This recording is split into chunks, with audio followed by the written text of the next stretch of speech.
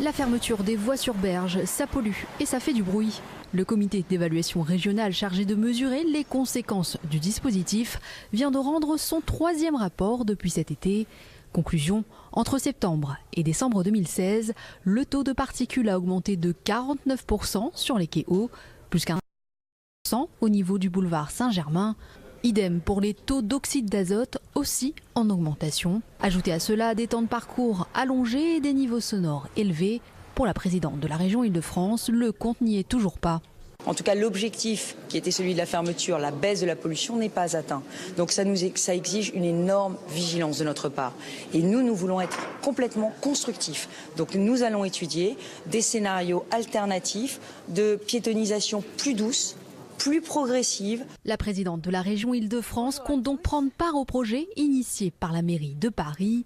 Ces 3 scénarios encore en phase d'étude permettraient de rétablir la circulation actuellement interdite sur la partie basse des quais, sur 1 ou 2 voies selon le projet, et ainsi réduire les nuisances.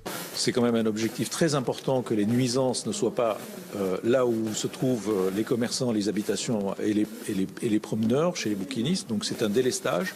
Mais c'est également une manière de contribuer au contournement du cœur historique de Paris.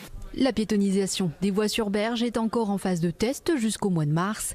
Mais dans cette bataille, c'est peut-être la préfecture de police de Paris qui aura le dernier mot.